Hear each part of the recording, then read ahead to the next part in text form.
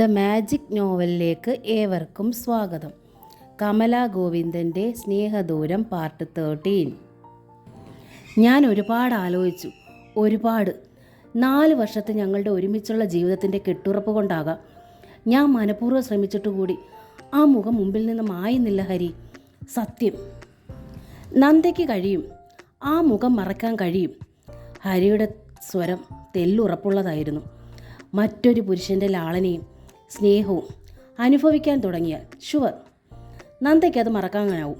കാരണം എത്ര ഉയരെ എത്തിയാലും നന്ദ ഒരു സ്ത്രീയാണ്, ഒരു സാധാരണ സ്ത്രീ. നന്ദ ഹരിയെ നോക്കി തെല്ല് വിസ്മയത്തോടെ. പരസ്പരം കെട്ടുറപ്പുള്ള ബന്ധങ്ങളിൽ ഒന്ന് നഷ്ടമായ തുല്യ അളവിൽ പകരം വയ്ക്കാവുന്ന ഒരേ ഒരു ബന്ധമേ ഇന്ന് ഈ ലോകത്തുള്ളൂ നന്ദ. അതാണ് ഭാര്യാഭർത്തൃ ബന്ധം. കാരണം അത് രക്തബന്ധത്തിൽ അധിഷ്ഠിതമല്ല എന്നത് തന്നെ. ആ ബന്ധം പരസ്പര വിശ്വാസവും ആത്മസമർപ്പണവും മാത്രമാണ്. അത്രയും തന്നെ വീണ്ടും സമമായാൽ തുല്യ അളവിൽ തന്നെ തുടരാവുന്ന മറ്റൊരു ബന്ധം. ആ ബന്ധം പൂർണ്ണവുമാണ്. ഉണ്ണേട്ടൻ മറ്റൊരു വിവാഹം കഴിക്കുന്നതിനെ ന്യായീകരിച്ച് താൻ ഒരിക്കൽ രാധികയോട് പറഞ്ഞ അതേ വാചകം.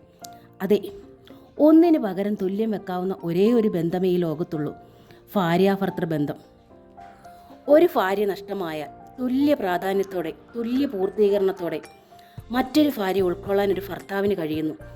മറിച്ച് അതേപോലെ തന്നെ ഭാര്യയ്ക്കും കഴിയുന്നു. ഹരിക്ക് എങ്ങനെ കഴിയുമെന്ന് അയാൾ പറയുന്നു. തനിക്കോ? നന്ദ സ്വയം ചോദിച്ചു. ഞാനൊന്ന് ചോദിക്കട്ടെ? നന്ദ ചോദിച്ചു. എന്താണ്? എനിക്കും നിങ്ങളുടെ കുഞ്ഞുങ്ങൾക്കും ഒരുമിച്ച് കഴിയണം, ആ വീട്ടിൽ തന്നെ.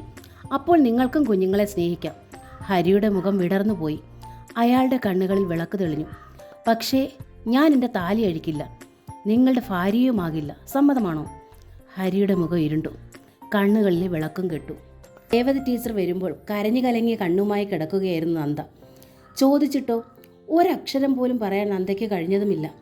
അമ്മയെ അവൾ ഭയന്നു. ഹരി പിണങ്ങിയാണ് പോയെന്ന് പറഞ്ഞാൽ അമ്മ വല്ല സാഹസവും ചെയ്താലോ?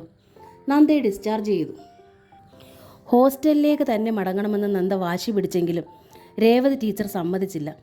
കാല് ശരിക്ക് കുത്തി നടക്കാറാകുന്നതുവരെ അറയ്ക്കൽ തന്നെ കഴിഞ്ഞാൽ മതിയെന്നായിരുന്നു രേവതി ടീച്ചർ തറപ്പിച്ച് പറഞ്ഞു. നന്ദയ്ക്ക് ധിക്കരിക്കാൻ പഴുതുകളില്ലായിരുന്നു. വീണ്ടും നന്ദ അറയ്ക്കലേക്ക് പറിച്ചു നടപ്പെട്ടു. ലതയും ടുട്ടുമോനും വീട്ടിലുണ്ട്. ടുട്ടു അവളുടെ അടുത്ത് വരാറേയില്ല. അവന് തിരിച്ചറിവായി വരുന്നു. ഒരുപാട് നാൾ കൂടിയിട്ട് ഒരു പുതിയ അംഗം വീട്ടിൽ വന്നതിൻ്റെ അപരിചിതത്വമായിരുന്നു ടുട്ടുവിന് നന്ദയോട്. ലത അത് മുതലെടുത്തു. പരിചയമില്ലാത്തവരോട് അവൻ അടുക്കാറില്ല. അങ്ങനെ പറഞ്ഞ് അവനെ അകറ്റി തന്നെ നിർത്തി. അശോകൻ രാത്രിയിൽ വന്നു. ഊണുമേശയിൽ വെച്ച് രേവതി ടീച്ചർ അശോകനെ സമീപിച്ചു. നന്ദയ്ക്കൊരു വിവാഹാലോചന വന്നിട്ടുണ്ട് കുട്ടാ, നമുക്കത് നടത്തണം. നന്ദേച്ചിക്ക് വിവാഹാലോചനയോ? ഇനിയോ? അശോകൻ കണ്ണു മിഴിച്ചു പോയി. അവൻ്റെ ഊണ് നിന്നു. ലതയുടെയും. അവളും അമ്പരന്ന് രേവതി ടീച്ചറിനെ നോക്കി. ടുട്ടു ഉറക്കമാണ്. നന്ദ തൻ്റെ റൂമിൽ കിടക്കുകയാണ്. ഒരു മാസിക കയ്യിലുണ്ട്. ഇനിയെന്ന് വെച്ചാൽ എന്താടാ, അവൾക്ക് പ്രായം കവിഞ്ഞു പോയോ? രേവതി ടീച്ചർ ചോദിച്ചു. ഒരാളെ ഉപേക്ഷിച്ച് പോകുന്നത് ഇനിയൊരാളെ കെട്ടാനാണോ? ലത ചോദിച്ചു. ഒരാളെ ഉപേക്ഷിച്ച് പോകുന്നത് എന്തുകൊണ്ടാണെന്ന് ലതയ്ക്ക് ഇനിയും ഞാൻ പറഞ്ഞു തരണോ? രേവതി ടീച്ചർ ഗൗരവത്തിലായി. വേണ്ട, ഇനിയൊരാളെ കെട്ടിയാൽ ഇല്ലാത്തതുണ്ടാകുമെന്നാണോ ധാരണ? ഇല്ലാത്തതുണ്ടാക്കാനല്ല ഈ വിവാഹം, സ്വൈര്യമായി അവൾക്കൊന്ന് ഉറങ്ങാനാണ്. അതെന്താ, ഉറങ്ങാൻ കൂടെ ആൺതുണ വേണമെന്ന് നന്ദിച്ചു പറഞ്ഞോ? അശോകൻ്റെ സ്വരം പരുഷമായി. അവൾ പറഞ്ഞില്ല, പക്ഷെ വേണം. അവൾ ഇവിടെ നിന്നാൽ മായി ഇനി ഇവിടെ വരില്ല. വേണുവിൻ്റെ ലക്ഷ്യം വേറെയാണ്. ഒക്കെ ഞാൻ പറയണോ? അതിനല്ലേ നന്ദേച്ചി ഹോസ്റ്റലിൽ പോയത്? അമ്മയല്ലേ ബലമായി തിരിച്ചു വിളിച്ചോണ്ട് പോകുന്നത്. ഹോസ്റ്റലിലാണെങ്കിൽ സൗകര്യമായിട്ട് നിനക്ക് തന്നെ ശമ്പളം മുഴുവൻ വാങ്ങിച്ചെടുക്കാമല്ലോ, അല്ലേ? ഓ, ഇപ്പം അതായോ കുറ്റം? എനിക്ക് പണത്തിന് അല്പം ഞെരുക്കം വന്നു. ഞാൻ ഇത്തിരി വായ്പ വാങ്ങി, അതങ്ങ് തിരിച്ചു കൊടുക്കും. അശോകൻ ഈർഷ്യയായി. കാര്യം പറഞ്ഞപ്പോൾ നീ ദേഷ്യപ്പെടുന്ന എന്തിനാ? അമ്മ വിവാഹം നടത്തുകയോ എന്താന്ന് വെച്ചാ ചെയ്, ഞാൻ തടയുന്നില്ല, അശോകൻ പറഞ്ഞു. നീ തടയുമെന്ന് ഭയന്നിട്ടല്ലടാ നിന്നോട് ഞാനിത് പറഞ്ഞത്. പിന്നെ ഒരു 3-4 ലക്ഷം രൂപ നന്ദയുടേതായി നീ പലതവണ വാങ്ങിച്ചെടുത്തില്ലേ? അത് ഉടനെ ഉണ്ടാക്കിത്തരണം എന്ന് പറയാനാണ്. അശോകൻ ഞെട്ടിപ്പോയി. ലതയും. എന്തിനാണിപ്പോൾ അമ്മയ്ക്ക് കാശ്? എനിക്കല്ല, 2ാം കെട്ടാണെങ്കിലും പൊന്നും പണവും കൊടുക്കണമല്ലോ കല്യാണം നടക്കണമെങ്കിൽ. അതിനു വേണ്ടിയിട്ടാണ്.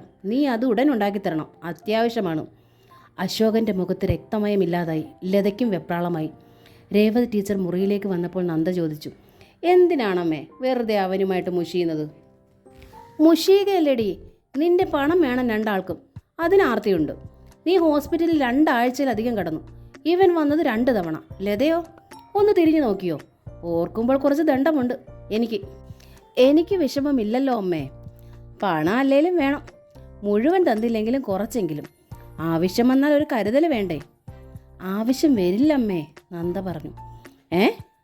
രേവതി ടീച്ചർ കാര്യം പിടികിട്ടാതെ മകളെ നോക്കി. ഒരാളെ മനസ്സിൽ വെച്ച് മറ്റൊരാളോടൊപ്പം വയ്യമ്മേ, എനിക്കത് വയ്യ, നന്ദ പറഞ്ഞു. അപ്പോൾ ആ ഹരി? രേവതി ടീച്ചർ വിഷമത്തോടെ നന്ദയെ നോക്കി. നന്ദ മിണ്ടിയില്ല. നീ അയാളെ പിണക്കി വിട്ടു അല്ലേ? നന്ദ മൗനം. ശരി, അയാൾ വേണ്ട. പകരം ഞാൻ ആലോചിച്ച കല്യാണം നടത്തും. രേവതി ടീച്ചറിന് ഉറച്ച സ്വരം. അമ്മേ, നന്ദ തെല്ല അസഹ്യതയോടെ വിളിച്ചു. രേവതി ടീച്ചർ അത് ശ്രദ്ധിക്കാതെ തൻ്റെ മുറിയിലേക്ക് പോയി. നന്ദ വിഷമത്തോടെ കണ്ണുകൾ അടച്ചു. അവൾക്ക് മുൻപിൽ അക്കുവും അഖിലും നിൽക്കുന്നത് പോലെ, കരഞ്ഞുകൊണ്ടവർ കൈ വീശുകയും മാടി വിളിക്കുകയും ചെയ്യുന്നത് പോലെ. ലതയും അശോകനും അവരുടെ മുറിയിൽ ഗാഢമായ ആലോചനയിലായിരുന്നു. ഇങ്ങോട്ട് കിട്ടിക്കൊണ്ടിരിക്കുന്നത് നിൽക്കുമെന്ന് മാത്രമല്ല, കിട്ടിയതൊക്കെ മടക്കി കൊടുക്കുകയും വേണം. ലത വല്ലാതെ പുകഞ്ഞു. വിവാഹം നടന്നാൽ കൊടുക്കുക തന്നെ വേണം. ഇനി ഒരു വിവാഹത്തിന് നന്ദേച്ചി ഒരുങ്ങുമെന്ന് ഞാൻ വിചാരിച്ചതേയില്ല, അശോകൻ പറഞ്ഞു. ഒറ്റ വഴിയേ ഉള്ളൂ, ലത പറഞ്ഞു. അവൾ തൻ്റെ മനസ്സിലുദിച്ച കാര്യം വിവരിച്ചപ്പോൾ അശോകനും അത് അംഗീകരിച്ചു. പിറ്റേന്ന് നേരം പുലർച്ചെയായപ്പോഴേ വേണു ബൈക്കിൽ അറക്കലെ മുറ്റത്തെത്തി. മുറ്റമടിക്കുകയായിരുന്നു രേവതി ടീച്ചർ. ഇത്ര പുലർച്ചെ ഇവൻ എന്തിനു വന്നു എന്ന അമ്പരപ്പോടെ രേവതി ടീച്ചർ വേണുവിനെ നോക്കി. മായയെ ശില്പയെ മറ്റു ഹോസ്പിറ്റലാണോ? നന്ദേച്ചിയുടെ വിവാഹം നടത്താൻ പോവുകയാണോ അമ്മേ?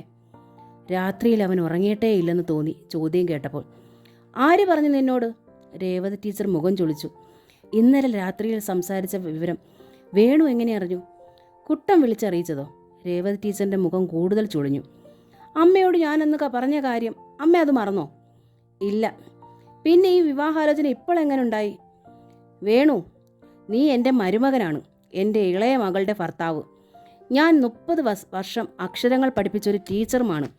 അങ്ങനെ ആയിരുന്നില്ലെങ്കിൽ നിന്നോട് ഇതിന് മറുപടി പറയുക എൻ്റെ കയ്യിലിരിക്കുന്ന ഈ ചൂലായിരുന്നേനെ. വേണു സ്തംഭിച്ചു നിന്നു. എൻ്റെ സംസ്കാരം, ഈ കുടുംബത്തിൻ്റെ മര്യാദ. അന്ന് നിന്നോട് ഞാൻ ക്ഷമിച്ചു, ഇന്ന് ക്ഷമിക്കുന്നു. നീ മേലാൽ ഈ കാര്യം എന്നോട് പറയരുത്. രേവതി ടീച്ചറിൻ്റെ മുഖം ചുവന്നു പോയിരുന്നു.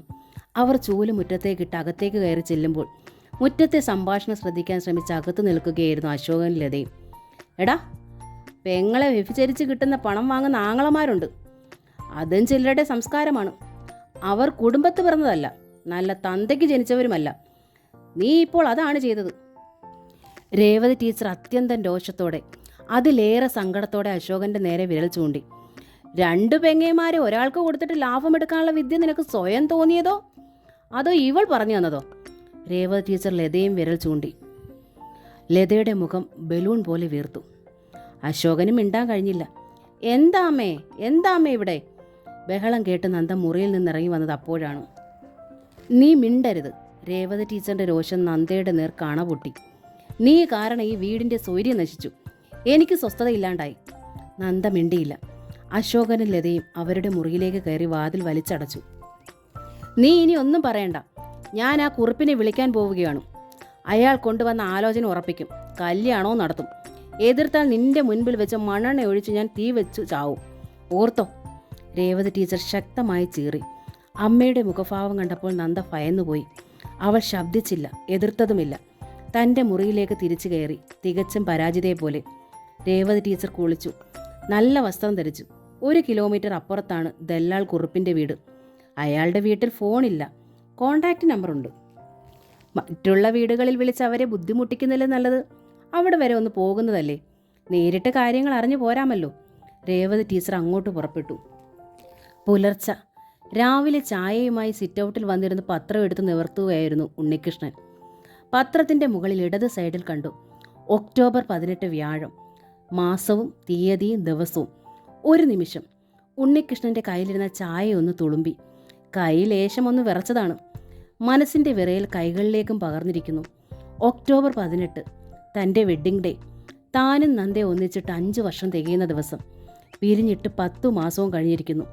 ഉണ്ണികൃഷ്ണന് തോന്നി നെഞ്ചു വേദനിക്കുന്നെന്ന്. അയാൾ പത്രം താഴെയിട്ടു. ചായയും ടീപ്പോയ്ക്ക് മുകളിൽ വെച്ചു. മെല്ലെ അകത്തേക്ക് വലിഞ്ഞു. മുറിയിലെത്തി. മുറിയാകെ അയാളൊന്ന് നോക്കി. 10 മാസങ്ങൾക്ക് മുൻപ് അടുക്കും ചിട്ടയും നഷ്ടപ്പെട്ട മുറി. എല്ലാം അലങ്കോലമായി കിടക്കുന്നു. ഉണ്ണികൃഷ്ണൻ ബെഡിനടിയിലേക്ക് കൈയിട്ടു. ആ പഴയ സാരി, കഴിഞ്ഞ വെഡ്ഡിംഗ് ഡേയിൽ വാങ്ങിയ സാരി, നന്ദയുടെ വിയർപ്പ് മണമുള്ള കഴുകാത്ത സാരി. അവൾ ഇവിടെ ഉണ്ടായിരുന്നെങ്കിൽ എന്ന് പുതിയ സാരി ധരിക്കുമായിരുന്നു. തനിക്ക് വേണ്ടി അവൾ വാങ്ങിക്കൊണ്ടുവന്നത് കസവ് ഡബിളും കതർ പട്ടിൻ്റെ ഷർട്ടുമാണ്. ഉണ്ണികൃഷ്ണൻ ഷെൽഫ് തുറന്ന ആൽബം പുറത്തെടുത്തു. കഴിഞ്ഞ വെഡ്ഡിംഗ് ഡേയിൽ ആ കതർ ഷർട്ടും കസവ് ഡബിളും താൻ ധരിച്ചു നിന്നെടുത്ത ഫോട്ടോ. അരികിൽ ഈ സാരി ഉടുത്തുകൊണ്ട് അവളും ചേർന്ന് നിൽക്കുന്നു. മുഖത്ത് നിലാവുണ്ട്. ഈ കപ്പിൾ ഫോട്ടോ ആൽബത്തിൽ ഒട്ടിക്കുമ്പോൾ നന്ദ പറഞ്ഞു, ഇത് 4ാം വർഷത്തെ. എല്ലാ വർഷവും വെഡ്ഡിംഗ് ഡേയിൽ നമുക്കിങ്ങനെ ഫോട്ടോ എടുക്കണം. 1ാം വർഷത്തേത് മുതൽ മറിച്ച് നോക്കിക്കൊണ്ട് അവൾ പറഞ്ഞു. ഒടുവിൽ വയസ്സാകുമ്പോൾ ഈ ഫോട്ടോകൾ എണ്ണിയാൽ മതി വർഷം അറിയാൻ. ഓരോ വർഷവും നമ്മളിലുണ്ടാകുന്ന മാറ്റങ്ങളും നമുക്ക് കൃത്യമായി മനസ്സിലാക്കാൻ പറ്റും. പുറകോട്ട് നോക്കുമ്പോൾ അതൊരു പ്രത്യേക രസാനുഭൂതിയായിരിക്കും. അല്ലേ ഉണ്ണിയേട്ടാ? അല്ലേ ഉണ്ണിയേട്ടാ? തൊട്ടു പിന്നിൽ നിന്ന് കാതിനരികിൽ നന്ദയുടെ ശബ്ദം കേട്ടതുപോലെ അയാൾ തിരിഞ്ഞു നോക്കിപ്പോയി. ആരുമില്ല, ശൂന്യം. നന്ദയൊന്ന് കാണണമെന്ന് ശക്തമായൊരു ദാഹം ഉണ്ണികൃഷ്ണൻ്റെ ഹൃദയത്തിലുണ്ടായി. അയാൾ നേരത്തെ ഒരുങ്ങി. ഓഫീസ് സമയത്തിന് മുൻപ് നേരെ നന്ദയുടെ സ്കൂളിൻ്റെ മുൻപിലേക്ക്. നന്ദയൊന്ന് കാണണമെന്ന് ഉൾദാഹം വരുമ്പോഴൊക്കെ അയാൾ അവിടെ എത്തും. സ്കൂളിൻ്റെ എതിരെയുള്ള ബാങ്ക് കെട്ടിടത്തിൻ്റെ സ്റ്റെയർ കേസിനുള്ളിൽ മറഞ്ഞു നിൽക്കും. രാവിലെയാണെങ്കിൽ നന്ദ സ്കൂട്ടറിൽ വന്നു സ്കൂളിനുള്ളിലേക്കോ വൈകുന്നേരമാണെങ്കിൽ പുറത്തേക്കോ പോകുന്നത് വരെ. അങ്ങനെ അവളെ കാണുന്ന ദിവസം ഉണ്ണികൃഷ്ണൻ്റെ ഉള്ള് ഉന്മേഷം കൊണ്ട് നിറയും. അന്ന് അയാൾ ഒരു മൂളിപ്പാട്ട് പാടിയെന്നിരിക്കും. ആ പഴയ സാരി ബെഡിനടിയിൽ നിന്നെടുക്കും. എന്നിട്ടാണ് ഉറങ്ങുക. നന്ദയുടെ സാമീപ്യം അനുഭവിച്ചുകൊണ്ട് തന്നെ സുഖകരമായൊരു അനുഭൂതിയിലാണ് ഉറക്കം. ഉറക്കത്തിൽ സ്വപ്നങ്ങൾ അങ്ങനെ വിടരുകയുണ്ടായി. നന്ദയും അയാളും ഒരുമിച്ചുണ്ടായിരുന്ന കാലത്ത് ഏതെങ്കിലും ഒരു നിമിഷം സ്വപ്നത്തിൽ അയാൾ എത്തി അയാളെ ഇക്കിളിപ്പെടുത്തുകയും ഉണ്ടായി. പക്ഷെ സ്കൂൾ ടൈം കഴിഞ്ഞിട്ട് നന്ദ ഇന്ന് അയാൾ കണ്ടില്ല. എന്തു പറ്റി? കഴിഞ്ഞ ദിവസം ഉണ്ണികൃഷ്ണൻ കാത്തു നിന്നിട്ട് നന്ദയെ കണ്ടില്ല. ട്രാൻസ്ഫർ ആയോ? എങ്ങോട്ട്? എങ്ങനെയാണ് അറിയുക? രാധികയോട് ചോദിച്ചാൽ അറിയാം. പക്ഷെ രാധികയുടെ മുൻപിൽ ചെന്നുപെടാൻ ഉണ്ണികൃഷ്ണന് വൈക്ലഭ്യം തോന്നി. എല്ലാ ഉത്സാഹവും നശിച്ചാണ് ഉണ്ണികൃഷ്ണൻ ഓഫീസിലെത്തിയത്. ഓഫീസിലെത്തിയിട്ടും അയാൾ തൂങ്ങി പിടിച്ചിരുന്നു. ജോർജ് അടുത്ത് വന്നിരുന്ന് എന്തൊക്കെയോ ചോദിച്ചു. ഉണ്ണികൃഷ്ണൻ ഒന്നും മനസ്സിലായില്ല. അപ്പോഴാണ് ഫോൺ. ഉണ്ണികൃഷ്ണൻ, ഇത് ഞാനാണ്, ശ്യാമയുടെ ഭർത്താവ് സുധാകരൻ. ഉണ്ണികൃഷ്ണന് കാര്യം മനസ്സിലായി. സുധാകരനും ശ്യാമയും ഒരുമിച്ച് ചേർന്നു. ശ്യാമ കുടുംബ കോടതിയിൽ കൊടുത്തിരുന്ന പെറ്റീഷൻ പിൻവലിച്ചിരിക്കുന്നു. നിങ്ങളെ പ്രതിയാണ് ഉണ്ണികൃഷ്ണൻ ഞങ്ങളുടെ ജീവിതം തകർന്നത്, സുധാകരൻ പറഞ്ഞു. ഒടുവിൽ നിങ്ങൾ തന്നെ ഞങ്ങൾക്ക് ആ ജീവിതം തിരിച്ചു തന്നു. ഒരു 100 നന്ദി പറയാനുണ്ടെനിക്ക്. ജീവിതം നഷ്ടപ്പെട്ടു പോയവനാണ് താൻ, ഉണ്ണികൃഷ്ണൻ വേദനയോടെ ഓർത്തു. ആ താൻ തന്നെ അവർക്ക് ജീവിതം മടക്കി കൊടുത്തത്രേ. ഓർത്തപ്പോൾ ഉണ്ണികൃഷ്ണന് ശ്വാസം മുട്ടുന്നത് പോലെ തോന്നി. ഡൈവോഴ്സ് കേസ് ശ്യാമ കൊടുത്തു. എന്നിട്ട് അവൾ തന്നെ കുടുംബ കോടതിയിൽ ചെന്ന് ജസ്റ്റിസ് ശശികലാദേവിയെ കണ്ട് ക്ഷമ പറഞ്ഞു. മാപ്പ് ചോദിച്ച് കേസ് പിൻവലിച്ചു. കാരണം സുധാകരന് ശ്യാമയെ വേണമായിരുന്നു. നന്ദയും ഡൈവോഴ്സ് കേസ് കൊടുത്തു. തനിക്ക് അവളെ തടയാമായിരുന്നു, കേസ് പിൻവലിപ്പിക്കാമായിരുന്നു. താനത് ചെയ്തില്ല. പകരം അവളോട് വാശിയെടുത്തു. അച്ഛനോടും അമ്മയോടും പക പോക്കി. ഫലമോ? നന്ദയെ തനിക്ക് നഷ്ടമായി. അടുത്ത ദിവസം സുധാകരന് ശ്യാമയും കുട്ടികളും ചൈത്രത്തിലെത്തി. ശ്യാമ ഉണ്ണികൃഷ്ണൻ്റെ കാൽ തൊട്ട് വന്ദിച്ചു. എനിക്ക് മാപ്പ് തരണം ഉണ്ണിയേട്ടാ. ശ്യാമയുടെ കണ്ണുകൾ തുളുമ്പി. എന്താ ഇത് ശ്യാമേ? ഉണ്ണികൃഷ്ണൻ അമ്പരന്നു. മറുപടി പറഞ്ഞത് സുധാകരനാണ്. നാളെ ഞങ്ങൾ ഡൽഹിക്ക് മടങ്ങുകയാണ് ഉണ്ണികൃഷ്ണൻ. മടങ്ങും മുൻപ് ഉണ്ണികൃഷ്ണനെ കാണണമെന്നും കാൽ തൊട്ട് വന്ദിക്കണമെന്നും ശ്യാമയ്ക്ക് നിർബന്ധം. അതിനാണ് ഞങ്ങൾ വന്നത്. നിങ്ങളെ കാമുകനായി കണ്ടുപോയതിൻ്റെ പ്രായച്ചിത്തം. ഈശ്വരി ശ്യാമയെ തൻ്റെ നെഞ്ചിൽ ചേർത്തു. ഞാൻ ആശിച്ചു പോയതാ അപ്പച്ചി, ശ്യാമ പറഞ്ഞു. ഉണ്ണിയേട്ടൻ ആശിച്ചിട്ടില്ലെന്നതുപോലും ഞാൻ മറന്നു. അതുകൊണ്ട് തന്നെ സുധിയേട്ടനെ ഞാൻ വെറുത്തു. എൻ്റെ മക്കളെയും ഞാൻ സ്നേഹിച്ചിട്ടില്ല. ഈ 4-5 മാസം കൊണ്ട് ഞാൻ എല്ലാം മനസ്സിലാക്കുകയായിരുന്നു. ഇനി എനിക്ക് സന്തോഷത്തോടെ ജീവിക്കണം. സുധിയേട്ടനെയും മക്കളെയും സ്നേഹിക്കണം. നിനക്ക് നല്ലതേ വരുമോളെ, ഈശ്വരി പറഞ്ഞു. എല്ലാം ദൈവം നിശ്ചയിക്കുന്നതല്ലേ, നമുക്കെന്താ ചെയ്യാൻ പറ്റുക? മുകുന്ദനും ആ കാഴ്ച കണ്ട് നിൽക്കുകയായിരുന്നു. ഈ ജന്മത്തിലും അടുത്ത ജന്മത്തിൽ പോലും ഇവളെ ഭാര്യയാക്കില്ലെന്ന് ഉണ്ണികൃഷ്ണൻ്റെ വെളിപ്പെടുത്തലില്ലേ? ശ്യാമയ്ക്ക് അതൊരു ഷോക്ക് ട്രീറ്റ്മെൻ്റ് ആയിരുന്നു, സുധാകരൻ പറഞ്ഞു. ഒരു ദിവസം മുഴുവൻ അവർ ചൈത്രത്തിൽ താമസിച്ചു. 2 കുട്ടികൾ കൂടി ഉണ്ടായിരുന്നത് കൊണ്ട് ചൈത്രത്തിനും ഒരു ജീവനുണ്ടായി. യാത്ര പറഞ്ഞിറങ്ങുമ്പോൾ മുകുന്ദനും ഈശ്വരിയും കേൾക്കെ ശ്യാമ പറഞ്ഞു. ഒരപേക്ഷയുണ്ട് ഉണ്ണിയേട്ടാ, കേൾക്കുമോ? എന്താ? നന്ദേച്ചി എന്നും എൻ്റെ എതിരാളിയായിരുന്നു, ശത്രുവായിരുന്നു. ഞാൻ ആ ചേച്ചി ഒരുപാട് ചീത്ത പറഞ്ഞിട്ടുണ്ട്, നിന്ദിച്ചിട്ടുണ്ട്. ആ ചേച്ചി പാവമാ, ഒരുപാട് പാവമാ. ശ്യാമ നേരിയ ഇടർച്ചയോടെ പറഞ്ഞു. ഉണ്ണിയേട്ടൻ ഇങ്ങനെ സങ്കടപ്പെടാണ്ട് ആ ചേച്ചിയെ വിളിച്ചോണ്ട് വരണം. ഉണ്ണികൃഷ്ണൻ ശരിയെന്ന് പറഞ്ഞില്ല, തലയാട്ടിയതുപോലുമില്ല. പക്ഷെ ആ മിഴികൾ നിറയുന്നുണ്ടായിരുന്നു. സുധാകരന് ശ്യാമയും കുട്ടികളും കണ്ണിൽ നിന്ന് മറയുവോളം നോക്കി നിന്ന് ഉണ്ണികൃഷ്ണൻ. പോർച്ചിൻ്റെ പില്ലറിൽ ചാരി നിൽക്കുകയായിരുന്നു അയാൾ. അവർ മറഞ്ഞപ്പോൾ താൻ പോലും അറിയാതെ അയാൾ കണ്ണുകൾ തുടച്ചു. പിന്നെ സിറ്റ് ഔട്ടിലേക്ക് കയറി, അവിടെ നിന്ന് ഹാളിലേക്കും. മകൻ്റെ പോക്ക് നോക്കി നിൽക്കുകയായിരുന്നു ഈശ്വരിയും മുകുന്ദനും. ശ്യാമയുടെയും സുധാകരൻ്റെ ഒത്തുചേരലും മറ്റും മുകുന്ദൻ ഏറെ ദുഃഖം ഉളവാക്കുന്ന ഒന്നായിരുന്നു. മറ്റൊന്നും നടന്നില്ലെങ്കിൽ ഇതെങ്കിലും നടക്കുമെന്ന് അയാൾ നേരിയ രീതിയിലെങ്കിലും പ്രതീക്ഷിച്ചിരുന്നു. അവർ തമ്മിൽ ഒരുമിക്കാനാണ് തീരുമാനം എന്നറിഞ്ഞതോടെ മുകുന്ദൻ്റെ പ്രതീക്ഷ അസ്തമിച്ചു കഴിഞ്ഞിരുന്നു. കുറച്ച് നാളായിട്ട് ഉണ്ണികൃഷ്ണൻ എങ്ങും പെണ്ണുകാണൽ ചടങ്ങിന് പോയിട്ടില്ല. ശ്യാമയുടെ കാര്യം ശിവൻകുട്ടി വന്ന് പറഞ്ഞതിന് ശേഷം മുകുന്ദൻ മകനെ അതിനായി നിർബന്ധിച്ചിട്ടുമില്ല. ഇപ്പോൾ കുറച്ച് നാളായി മകനോട് ആ കാര്യം പറയാൻ അയാൾ ശരിക്കും ഭയക്കുന്നുണ്ട്. മകനും അച്ഛനും ഇടയിൽ അസ്വസ്ഥത ഉളവാക്കുന്ന ഒരു നിശബ്ദതയാണിപ്പോൾ. തമ്മിൽ കുറേ നാളായിട്ട് മുഖത്തോട് മുഖം നോക്കാറില്ല. നോക്കിയാൽ തന്നെ സംസാരിക്കാറില്ല. സംസാരിച്ചാൽ അത് ഒന്നോ രണ്ടോ വാക്കുകളിൽ ഒതുങ്ങും. ദല്ലാളുമാരെ വെച്ചും അല്ലാതെയും ഉണ്ണികൃഷ്ണൻ്റെ വിവാഹത്തിനായി മുകുന്ദൻ നടത്തിയ എല്ലാ ശ്രമങ്ങളും പാഴായി പോയിരുന്നു. പെണ്ണ് കാണുന്ന കാര്യത്തെക്കുറിച്ചോ വിവാഹത്തെക്കുറിച്ചോ മുകുന്ദൻ സംസാരിച്ചു പോയാൽ അന്ന് രാത്രി ഉണ്ണികൃഷ്ണൻ അമിതമായി മദ്യപിക്കും, വീട്ടിൽ വന്ന് ഛർദ്ദിക്കും. അത് ഭയന്ന് മുകുന്ദൻ ഇപ്പോൾ പറയാറേയില്ല. ഈശ്വരി ആകെ തളർന്നു പോയിരുന്നു. നന്ദ പോകുന്നതിന് മുൻപും പോയപ്പോഴും ഉണ്ടായിരുന്ന പ്രതീക്ഷകളൊക്കെ അറ്റിരിക്കുന്നു. 3 പേരിപ്പോൾ ആ വീട്ടിലുണ്ട്. പരസ്പരം ഉരിയാടാതെ, പരസ്പരം കണ്ടാലും കാണാത്ത മട്ടിൽ കഴിയുന്നവർ. പൊട്ടിച്ചിരിയും ആഹ്ലാദവും നുരകുത്തി ഒഴുകിയ മുക്കിലും മൂലയിലും എല്ലാം ഒരുതരം ഭയാനകമായ നിശബ്ദത തടം കെട്ടി നിൽക്കുന്നു. ആ നിശബ്ദത ഈശ്വരിയെയും മുകുന്ദനെയും തളർത്തിക്കളഞ്ഞു, പരാജയപ്പെടുത്തിക്കളഞ്ഞു. ഇനി നമ്മൾ എന്താ ചെയ്യുക? മുകുന്ദൻ ഈശ്വരിയെ നോക്കി. നെടുവീർപ്പോടെ ഈശ്വരി ഭർത്താവിനെ നോക്കി. നമ്മുടെ ആഗ്രഹങ്ങൾ ഈശ്വരന് നിരക്കാത്തതായിരുന്നോ എന്നാണ് ഇപ്പോഴെൻ്റെ ചിന്ത, ഈശ്വരി പറഞ്ഞുപോയി. മുകുന്ദൻ്റെ മുഖം കുനിഞ്ഞു. പിറ്റേ ദിവസം രാവിലെ ഉണ്ണികൃഷ്ണൻ പോയി കഴിഞ്ഞിരുന്നു.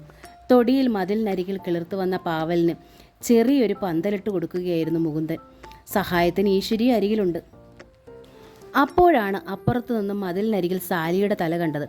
ആ ശ്യാമയും ഭർത്താവും കൊച്ചുങ്ങളുമല്ലേ കഴിഞ്ഞ ദിവസം വന്നിട്ട് പോയത്? സാലി ചോദിച്ചു. അതെ, അവർ ഡൽഹിക്ക് പോവുക, യാത്ര ചോദിക്കാൻ വന്നതാ, ഈശ്വരി പറഞ്ഞു. അപ്പോൾ അവർ ഒന്നിച്ചു അല്ലേ? ആ, കഷ്ടമായിപ്പോയി. സാലി മുഖത്ത് വിരൽ വെച്ചു. ഈശ്വരി സാലിയെ നോക്കി. അതെന്താ സാലി അങ്ങനെ പറഞ്ഞത്? അവർ ഒന്നിച്ചത് തെറ്റായി പോയോ? അതല്ല ഈശ്വരി ചേച്ചി, സാലി പറഞ്ഞു. എനിക്കൊരു അബദ്ധം പറ്റിയത് ഓർത്തിട്ടാ.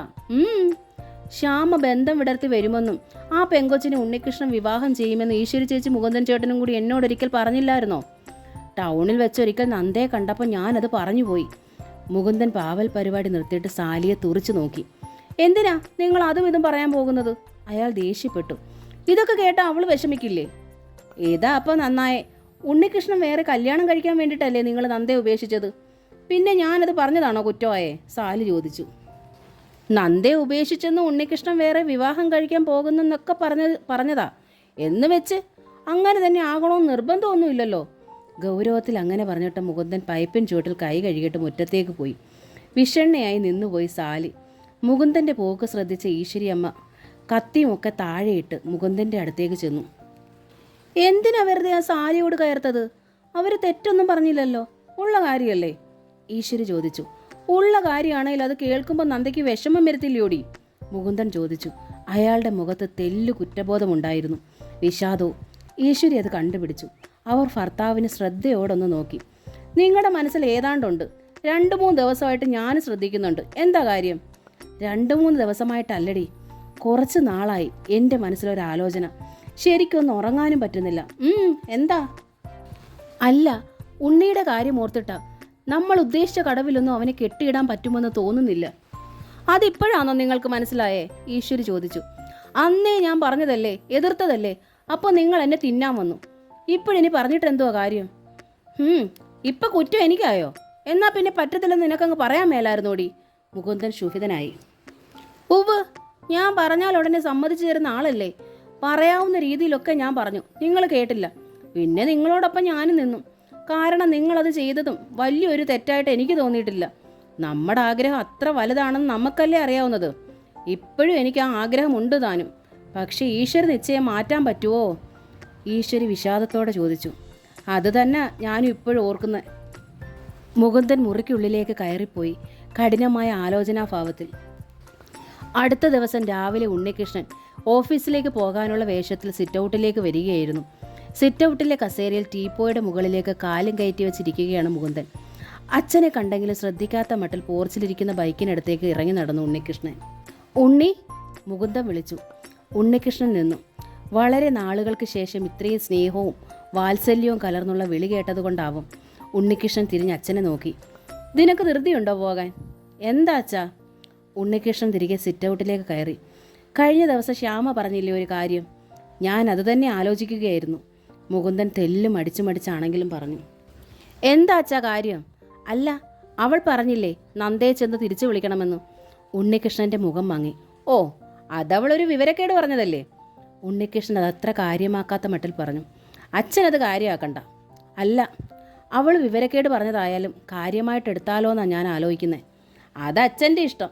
അങ്ങനെ പറഞ്ഞിട്ട് ഉണ്ണികൃഷ്ണൻ പിന്നെ നിൽക്കാതെ ധൃതിയിൽ പോർച്ചിലേക്ക് ഇറങ്ങി വണ്ടി സ്റ്റാർട്ട് ചെയ്ത് പോവുകയും ചെയ്തു.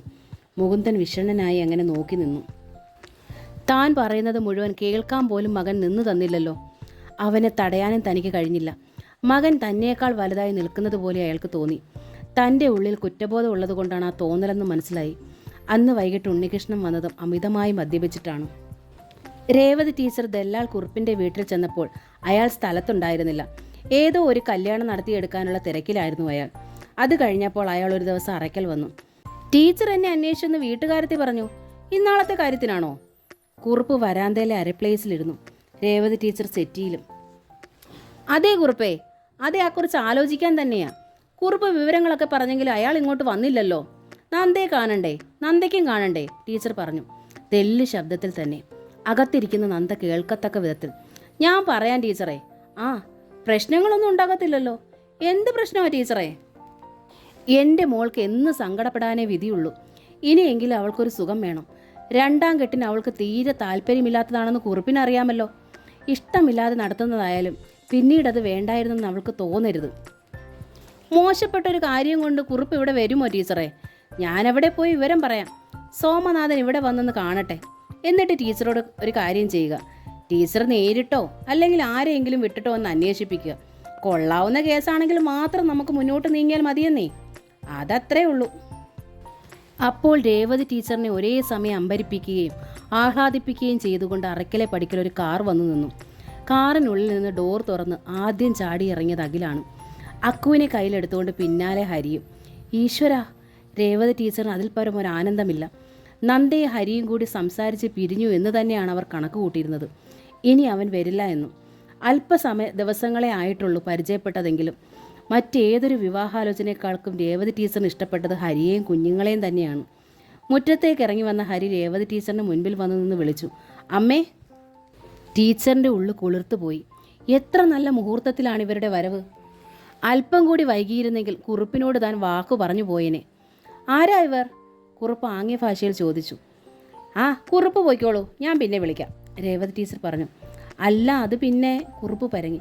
പൊയ്ക്കോളൂ കുറുപ്പേ, ഞാൻ വിളിക്കാമെന്ന് രേവതി ടീച്ചർ വീണ്ടും പറഞ്ഞു. കുറുപ്പ് മുറ്റത്തേക്കിറങ്ങി. രേവതി ടീച്ചർ അക്കുവിന് നേരെ കൈകൾ നീട്ടി. വരൂ മോളെ. രേവതി ടീച്ചർ അക്കുവിനെ എടുത്ത് ചുമലിൽ വെച്ച് അഖിലിനെ ചേർത്ത് പിടിച്ചു. ഹരി ഇരിക്കെ, കസേര ചൂണ്ടിക്കാട്ടി രേവതി ടീച്ചർ ഹരിയോട് പറഞ്ഞു. പിന്നെ കുട്ടികളെയും കൊണ്ട് ഉള്ളിലേക്ക് കയറി നന്ദയുടെ മുറിയുടെ വാതിക്കലെത്തി. നന്ദേ, അവർ വിളിച്ചു. കിടക്കുന്ന കിടപ്പിൽ തന്നെ നന്ദ മുഖം തിരിച്ചൊന്ന് നോക്കി. അവൾ ചാടി എഴുന്നേറ്റു. അഖിൽ അകത്തേക്ക് ഓടി. അക്കുവും രേവതി ടീച്ചറിൻ്റെ ചുമലിൽ നിന്ന് ചാടി ഇറങ്ങി. ഇരുവരും നന്ദയുടെ അരയ്ക്ക് താഴെ കെട്ടിപ്പിടിച്ചൊരു നിൽപ്പ്. നന്ദ ഇരുവരെയും പൊക്കി ബെഡിലിരുത്തി. അമ്മേ. അക്കു അവളുടെ ദേഹത്തോട് ചേർന്ന് നിന്നു. അവൾ പറഞ്ഞു, അച്ഛനും വന്നിട്ടുണ്ടമ്മേ. നന്ദ എഴുന്നേറ്റു. അവളുടെ കൈത്തണ്ടയിൽ അക്കു ഇരുന്നു. നന്ദ മുറിക്ക് പുറത്തേക്കിറങ്ങി. അശോകനും ലതയും ആ കുട്ടികളെ തുറച്ചു നോക്കി. നന്ദ മെല്ലെ ഏന്തി വരാന്തയിലെത്തി. കസേരയിലിരിക്കുകയായിരുന്നു ഹരി. നന്ദയെ നോക്കി. എങ്ങനെയുണ്ട് കാല്? ഹരി ചോദിച്ചു. ഭേദമുണ്ട്, കാല് ഊന്നുമ്പോൾ ലേശം വേദന, എന്നാലും സാരമില്ല, നന്ദ പറഞ്ഞു. അഖിൽ നന്ദയെ കെട്ടിപ്പിടിച്ച വടി തന്നെ നിന്നു. നന്ദ അയാളുടെ മുഖത്തേക്കൊന്ന് നോക്കി. എന്താണ് ഈ വരവിൻ്റെ ഉദ്ദേശം എന്ന പോലെ. ഹരി ഒന്ന് പരിങ്ങി. എന്നിട്ട് പറഞ്ഞു, ഞാൻ തന്നെ തോൽക്കാമെന്ന് വെച്ചു. ഹരി മെല്ലെ പറഞ്ഞു. സ്നേഹം ഒരാളിൽ നിന്ന് പിടിച്ചു വാങ്ങാവുന്നതല്ലല്ലോ. നന്ദ ഒന്ന് പകച്ചു. എൻ്റെ കുട്ടികൾക്ക് നന്ദയെ കൂടാതെ തീരെ വയ്യ. കാര്യങ്ങൾ അവരെ എങ്ങനെ പറഞ്ഞ് മനസ്സിലാക്കണമെന്ന് എനിക്കറിയില്ലായിരുന്നു. എങ്ങനെ പറഞ്ഞാലും അവർക്ക് മനസ്സിലാവുകയുമില്ല. മാത്രമല്ല, അവരെ പോലെ തന്നെ എങ്ങനെയോ ഞാനും നന്ദയെ ഇഷ്ടപ്പെട്ടു തുടങ്ങി. അതുകൊണ്ട് തന്നെ പരസ്യത്തിൻ്റെ മറുപടിയായി വന്ന മറ്റ് അലയൻസ് നോക്കാൻ പോലും എനിക്ക് കഴിയുന്നില്ല നന്ദ. നന്ദയുടെ ഹൃദയമിടിപ്പ് ഉച്ചത്തിലായി. അതുകൊണ്ട് നന്ദ പറഞ്ഞ കണ്ടീഷൻ നിലനിൽക്കെ തന്നെ എനിക്ക് സമ്മതമാണെന്ന് അറിയിക്കാൻ വന്നതാണ്. നന്ദ വരണം ശ്രീനിലയത്തിലേക്ക്. ഞങ്ങൾ 3 ജീവനുകൾക്ക് താങ്ങായി തണലായി വരണം. ക്ഷണിക്കുന്നു. എന്ന് വരുമെന്നത് നന്ദയുടെ ഇഷ്ടത്തിന് വിടുന്നു.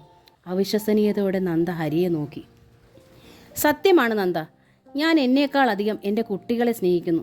അവർക്ക് വേണ്ടി ജീവിക്കുന്നു. സ്വന്തം ഭർത്താവിനും കുടുംബത്തിനും വേണ്ടി സ്വന്തം ജീവിതവും ഭാവിയും ഹോമിച്ച് ഒഴിഞ്ഞു പോന്നവളാണ് നന്ദ. ആ ത്യാഗത്തെ ഞാൻ മനസ്സാ സ്തുതിക്കുന്നു. ഞാനും എൻ്റെ കുഞ്ഞുങ്ങൾക്ക് വേണ്ടി എൻ്റെ സുഖങ്ങൾ ത്യജിക്കുന്നു, അത്രമാത്രം. നന്ദ മുഖം കുനിച്ചു, കണ്ണുകൾ നിറഞ്ഞു. താൻ വീണ്ടും വീണ്ടും പരാജയപ്പെടുന്നു എന്നവൾ മനസ്സിലാക്കുകയായിരുന്നു. അമ്മേ, ഹരി വിളിച്ചു. രേവതി ടീച്ചർ ഇറങ്ങി വന്നു. അമ്മയെല്ലാം കേട്ടെന്നും എല്ലാം മനസ്സിലാക്കിയെന്നും ഞാൻ കരുതുന്നു. നന്ദ ശ്രീനിലയത്തിലേക്ക് വരാൻ എന്ന് തയ്യാറാകുന്നു അന്ന് അമ്മയൊന്ന് വിളിക്കുക. കാറുമായി ഞാനും എൻ്റെ മക്കളും എത്തും, പോരെ? ഹരിയുടെ മുഖം ദീപ്തമായിരുന്നു. പോരല്ലോ ഹരി, തെല്ല് ദൃഢമായ സ്വരത്തിൽ രേവതി ടീച്ചർ പറഞ്ഞു. ഒരു കാറുമായി വന്നാൽ ഞാൻ ഇവളെ എങ്ങനെ പിടിച്ചിറക്കി വിടും? എന്ത് ബന്ധത്തിൻ്റെ പേരിൽ വിടും? ഹരിയുടെ മുഖം വിളറിപ്പോയി. അന്യപുരുഷനാണ് നിങ്ങൾ. നിങ്ങളോടൊപ്പം ഇവൾ നിങ്ങളുടെ വീട്ടിൽ വരുന്നു കുട്ടികളെ നോക്കാൻ. എന്താണ് ഇവളുടെ സ്ഥാനം? കുട്ടികളുടെ ആയയാന്നോ അതോ വേലക്കാരിയെന്നോ? രേവതി ടീച്ചർ ചോദിച്ചു. ഹരി നന്ദയെ നോക്കി. ഒന്നുകിൽ ഹരി ഇവളുടെ കഴുത്തിൽ താലി കെട്ടണം, ഒരു ചെറിയ ചടങ്ങായിട്ട് തന്നെ, അല്ലെങ്കിൽ വിവാഹം രജിസ്റ്റർ ചെയ്യണം. രണ്ടിൽ ഏതെങ്കിലും ഒന്ന് നടന്നാലേ ഹരിയോടൊപ്പം ഞാൻ നന്ദയെ വിടും. എന്താ, തയ്യാറാണോ? രേവതി ടീച്ചർ ഹരിക്ക് മുൻപിൽ നിന്നു. നന്ദ പറയട്ടെ. ഹരി നന്ദയ്ക്ക് നേരെ നോക്കി. രേവതി ടീച്ചറും അഖിലും അക്കുവും പോലും നന്ദയുടെ മുഖത്തേക്ക് നോക്കി നിന്നു. എന്താണ് നന്ദയ്ക്ക് പറയാനുള്ളത്? ഹരിയും അവളുടെ മുഖത്ത് തന്നെ മിഴികൾ നട്ടു. നന്ദ ആകെ വീർപ്പുമുട്ടുകയാണെന്ന് ഹരിക്ക് മനസ്സിലായി. അയാളൊന്ന് മന്ദഹസിച്ചു. നന്ദ പറഞ്ഞ കണ്ടീഷനിൽ തന്നെ ആ വീട്ടിൽ നന്ദയ്ക്ക് കഴിയാം. അത് ഞാനും നന്ദയും മാത്രം അറിയുന്ന കാര്യം. പക്ഷെ അമ്മ പറഞ്ഞതാണ് ശരി. നമ്മൾ എന്ന് സമൂഹത്തെ ഭയക്കുന്നവരാണ്. എനിക്കൊരു സഹോദരിയുണ്ട്, ഒരു ചേട്ടനുണ്ട്. സഹോദരി വിവാഹിതയാണ്, ചേട്ടൻ കുടുംബസമേതം ബോംബെയിലാണ്. എൻ്റെ ഇഷ്ടത്തെ അവരാരും ചോദ്യം ചെയ്യുകയില്ല. എന്നാലും എന്ത് ബന്ധമാണ് നന്ദയ്ക്ക് ആ വീട്ടിലെന്നവർ ചോദിച്ചു പോയാൽ നന്ദയ്ക്ക് പറയാൻ വ്യക്തമായൊരു ഉത്തരം വേണ്ടേ? അമ്മ പറഞ്ഞതിനെ കുറച്ചുകൂടി വിശദീകരിച്ചും ലളിതമായും പറഞ്ഞ് നന്ദയ്ക്ക് മനസ്സിലാക്കി കൊടുക്കുകയായിരുന്നു ഹരി. അമ്മയുടെ ചോദ്യവും ഹരിയുടെ വിശദീകരണവും ന്യായമാണെന്ന് നന്ദയ്ക്ക് മനസ്സിലായി. പക്ഷേ ഇനിയൊരു വിവാഹം, ചെറിയ ചടങ്ങായിട്ടായാലും രജിസ്റ്ററായിട്ടായാലും അത് വേണോ? പക്ഷേ ഇവിടെ നിന്ന് പോയേ തീരൂ. കനലുകൾക്ക് മീതെ കൂടെ നടക്കുകയും കിടക്കുകയും ചെയ്യുന്ന നീറ്റലും വേദനയുമാണ് വീട്ടിൽ തനിക്ക്. പ്രശ്നങ്ങൾ ഓരോ ദിവസവും രൂക്ഷമാവുകയാണ്.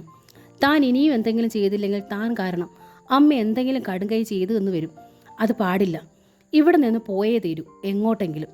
തിരിച്ച് ഹോസ്റ്റലിലേക്ക് തന്നെ ഇനിയൊരു പോക്ക്, അത് വയ്യ. ഒരു കുട്ടിയെ ദത്തെടുത്ത് ഒറ്റയ്ക്ക് താമസിക്കാനായിരുന്നു അന്നെടുത്ത തീരുമാനം. പക്ഷേ അക്കുവിൻ്റെ അഖിലിൻ്റെ മുഖങ്ങൾ മറന്ന് ഇനിയൊരു കുട്ടിയെ ദത്തെടുക്കാൻ തനിക്കാവുമോ? നന്ദ രേവതി ടീച്ചറിനെ നോക്കി. പിന്നെ ആ കുഞ്ഞുങ്ങളെ ഇറുകെ പിടിച്ചോണ്ട് ഹരിയെയും. ഒടുവിൽ അവൾ പറഞ്ഞു, എനിക്കിത്തിരി സമയം വേണം. Okay Nanda, you can take your own time. ഒരാഴ്ച കൂടി.